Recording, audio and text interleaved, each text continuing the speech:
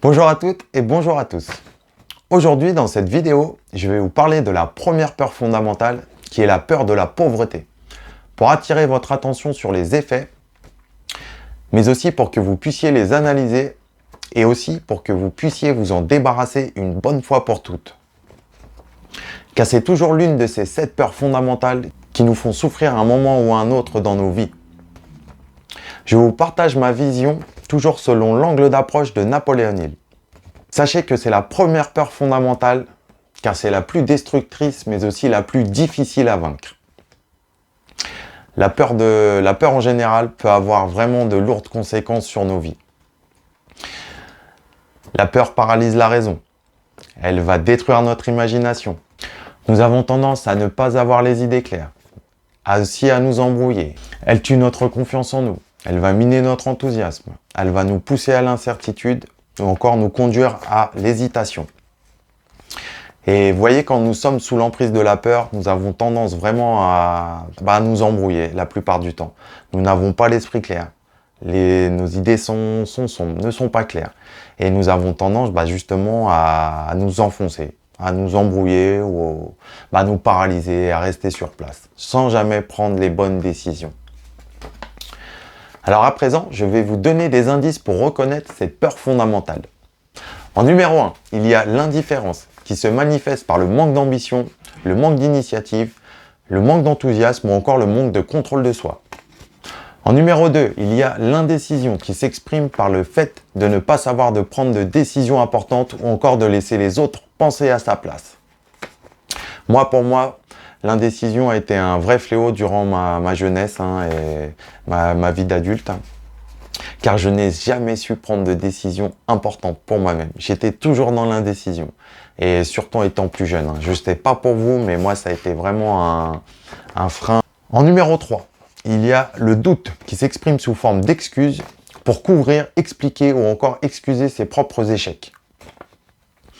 En numéro 4, il y a l'ennui qui s'exprime par une tendance à rechercher les défauts des autres ou encore dépenser plus que son argent. En numéro 5, il y a l'excès de prudence qui s'exprime par le fait de ne voir que le côté négatif des choses ou bien encore de penser à l'échec et en parler au lieu de se concentrer sur le moyen de réussir et de trouver une solution. De ne voir que les côtés négatifs des choses font que vous allez vous diminuer petit à petit jusqu'à ne rien faire et à vous paralyser, clairement.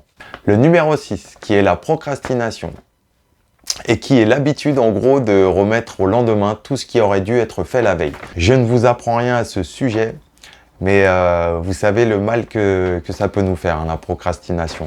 Je vous décris ces indices car il est très intéressant d'analyser ces symptômes pour faire sa propre auto-analyse et voir quel impact ça peut avoir sur nos vies. Il est également très intéressant de savoir comment réagir face à ces situations, car le plus important est de savoir comment corriger ses propres défauts une fois que nous les avons trouvés. La pire des choses serait de ne rien faire et tout en le sachant. Ça, c'est la pire des décisions que vous pouvez prendre. Le savoir et ne rien faire. Non, une fois que vous le savez, vous savez votre défaut, vous l'avez analysé, concentrez-vous dessus et faites tout pour l'éliminer. C'est la meilleure chose que vous puissiez faire. C'est comme si vous avez un ennemi. Une fois que vous voulez vous en débarrasser, il faut que vous trouvez où il habite. Vous le débusquez, vous le traquez et une fois que la chose est faite, vous pouvez vous en débarrasser. C'est la meilleure chose à faire. Et c'est pour ça que je vous parle de tous ces indices. Justement, c'est pour que vous puissiez faire quelque chose dessus. Agir et ne pas rester en plan. Vous voyez, ce sont donc des choses sur lesquelles vous pouvez agir et contrôler. Je vous le répète encore, mais ce ne sont que des états d'esprit que nous nous créons nous-mêmes et rien de plus. N'oubliez jamais que la peur est à l'inverse de votre confiance en vous. Si vous vous concentrez sur ces peurs, vous allez croire en vous, mais de façon négative. Vous vous concentrerez sur tout ce qu'il ne faut pas pour avancer. Vous allez vous concentrer sur toutes ces choses que vous ne voulez pas. Toutes ces choses-là qui vont vous freiner, vous paralyser ou encore vous ralentir. Vraiment, ne vous concentrez pas sur ces choses négatives parce que vous allez y croire et vous n'avancerez pas dans ce sens-là. Vous ne ferez que vous enfoncer ou vous arrêter net. Et n'oubliez pas aussi que vous êtes le seul maître à voir. C'est vous qui êtes au contrôle de votre vie. Et je vais vous donner un conseil qui est très précieux. C'est l'une de mes connaissances qui me le dit souvent, que j'aime beaucoup. Et qui dit justement, ne restez pas sur le siège passager de votre vie. Ne regardez pas votre vie défiler sans agir et sans ne rien faire. Prenez le volant de votre vie, donc de votre véhicule, et allez dans la direction que vous voulez. Là, vous ne serez plus spectateur en fait. Regardez votre vie défiler sans rien faire. Prenez le volant de votre vie, allez dans les directions surtout dans la direction que vous souhaitez.